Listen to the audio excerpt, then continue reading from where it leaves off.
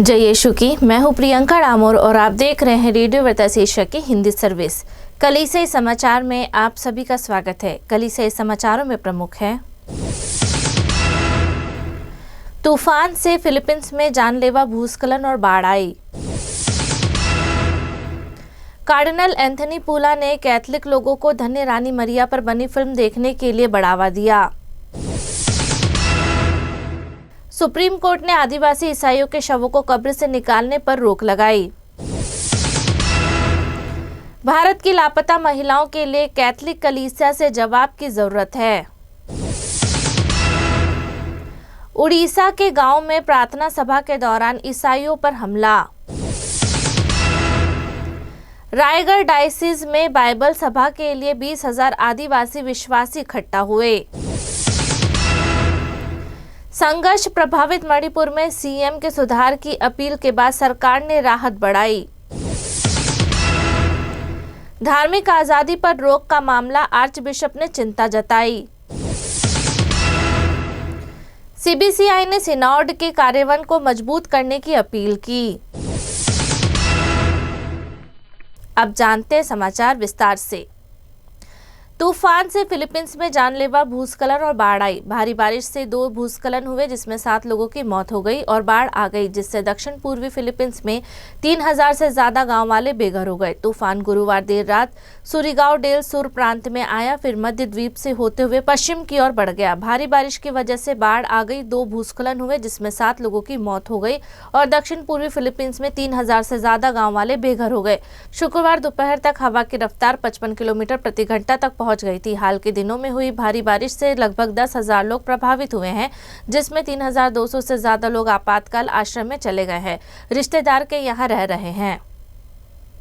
Cardinal Anthony पूला ने Catholic लोगों को धन्य रानी मरिया पर बनी फिल्म देखने के लिए बढ़ावा दिया।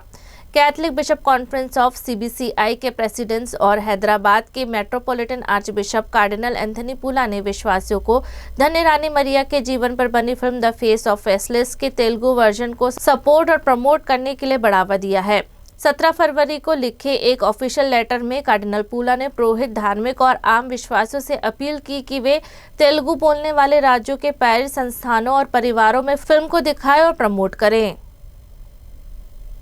सुप्रीम कोर्ट ने आदिवासी ईसाइयों के शवों को कब्र से निकालने पर रोक लगाई। सुप्रीम कोर्ट ने छत्तीसगढ़ राज्य के अधिकारियों को आदिवासी ईसाइयों के शवों को कब्र से निकालने और उन्हें छत्तीसगढ़ में कहीं और फिर से दफनाने से कुछ समय के लिए रोक दिया है, जहां ईसाइयों को कट्टरपंथी हिंदुओं से दुश्मनी का सामना करना पड़ रहा है। 18 फरवरी के आदेश में कोर्ट ने निर्देश दिया कि दफन शवों को और कब्र से नहीं निकाला जाएगा और याचिका पर अगली सुनवाई 4 हफ्ते में तय की। 3 जजों की बेंच ने राज्य सरकार से अगली सुनवाई से पहले अपना जवाब दाखिल करने को भी कहा। यह याचिका civil society group Chhattisgarh association for justice and equality ने दायर की थी, जिसमें आदिवासी ईसाइयों के खिलाफ अधिकारों के उल्लंघन को रोकने के लिए न्यायिक दखल की मांग की गई थी, जिसमें गाँव के कब्रिस्तानों में शवों को जबरन दफनाने से रोकना भी शामिल है। रायगढ़ के बिशप पोल टोप्पो ने कोर्ट के दखल का स्वागत करते हुए कहा कि हाल के महीनों में ईसाइयों की कब्र को खोदने और अवशेषों को दूसरी जगह ले जाने की घटनाएं बढ़ी है, जिससे उनके अनुसार शांतिप्रिय समुदाय को सदमा पहुंचा है। भारत की लापता महिलाओं के लिए कैथलिक कलीसिया से जवाब की जरूरत है। जब 3 साल में 13 लाख से ज्यादा महिला बिना किसी राष्ट्रीय आक्रोश के गायब हो जाती हैं, तो इसका मतलब है कि सबकी सोच में कुछ बुनियादी टूट गया है। 2019 और 2021 के बीच सरकारी रिकॉर्ड में पूरे भारत में 13 लाख लड़कियों और महिला लापता थी। हर दिन लगभग 1,200 गायब हो रही हैं। ये युद्ध के समय की मौत या प्राकृतिक आपदा के शिकार नहीं है। ये बेटियां, माएँ और बहनें हैं जो शांति के समय के शासन की दरारों से फिसल गई हैं, जिससे परिवार दर्दनाक अनिश्चितता में फंस गए हैं। भारत के कलीसिया के लिए यह सिर्फ एक परेशान करने वाला आंकड़ा नहीं है, जिससे के लिए दया की प्रार्थना की जरूरत है। यह एक नैतिक आवाज है जिसके लिए तुरंत संस्थागत जवाब की जरूरत है। लापता महिलाओं का संकट सिस्टम की उन कमियों को उजागर करता है जो सीधे ईसाई सेवा से जुड़ी है। गरीब, लिंग असमानता, ट्रैफिक नेटवर्क और कमजोर समुदाय का शोषण, जहां चर्चों ने ऐतिहासिक रूप से गहरी जड़ें और भरोसा बनाए रखा है। उड़ीसा के गांव में प्रार्थना सभा के दौरान ईसाइयों पर हमला। एक छोटे ईसाई ग्रुप के सदस्यों ने आरोप लगाया कि मयूरभंज जिले के बिसोई ब्लॉक के बड़बाली चुआ गांव में गांव वालों के एक ग्रुप ने रविवार की प्रार्थना सभा में रुकावट डाली और पूजा करने वालों पर हमला किया।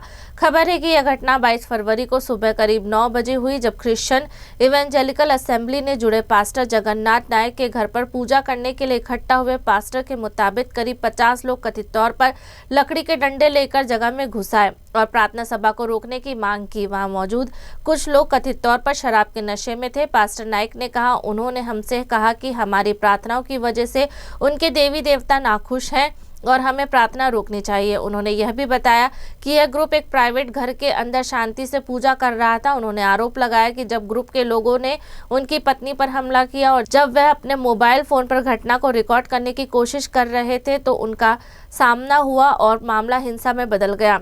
उन्होंने दावा किया कि उन्हें जमीन पर धकेला गया, लात मारी गई और वीडियो फुटेज डिलीट करने के लिए मजबूर किया गया।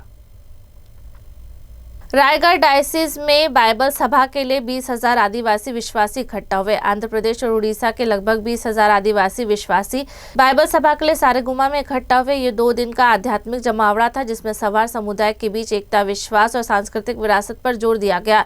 यह इवेंट रायगढ़ डायसिस में श्रीकाकुलम के बिशप और TCBC ट्राइबल कमीशन के चेयरमैन रायराल विजय कुमार के नेतृत्व में सवार ट्राइबल कमीशन और लोकल ऑर्गेनाइजेशन कमेटी के सहयोग से आयोजित किया गया।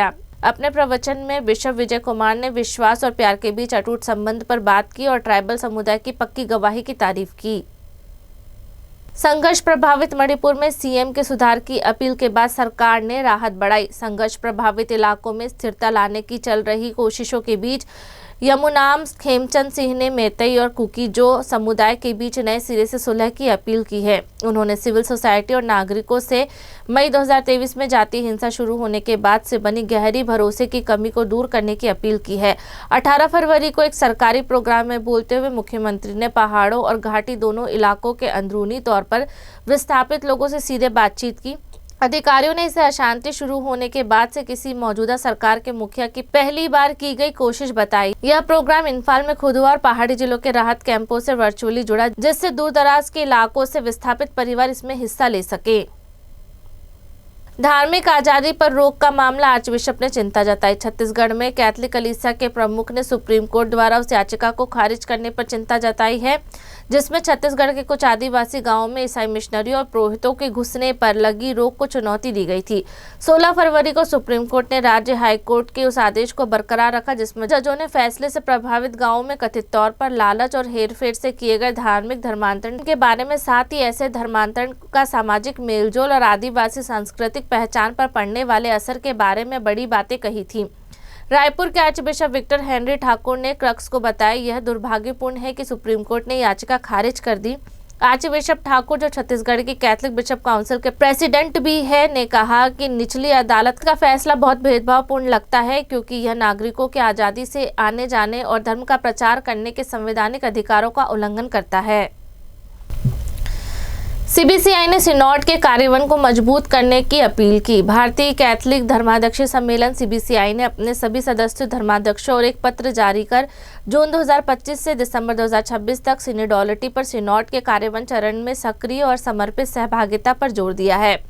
अपने संदेश में CBCI के अध्यक्ष कार्डिनल फिलिप नेरी फेराओ ने धर्माध्यक्षों को आमंत्रित किया है कि वे इस समय को आध्यात्मिक रूप से नया बनाने, जिम्मेदारी साझा करने और कलीसिया के जीवन में गहरी एकता लाने का समय बनाएं। उन्होंने मौजूदा समय को सभी धर्म प्रांतों में सहभागिता, बातचीत और मिशनरी समर्पण को मजबूत करने का एक कृपा भरा मौका बताया। यह पत्र रोम में सिनोड के महासचिवालय द्वारा तैयार किए गए रोड मैप के अनुसार है। इसमें अक्टूबर 2028 में वाटिकन सिटी में होने वाले कलीसिया सभा तक के सफर की रूपरेखा बताई गई है।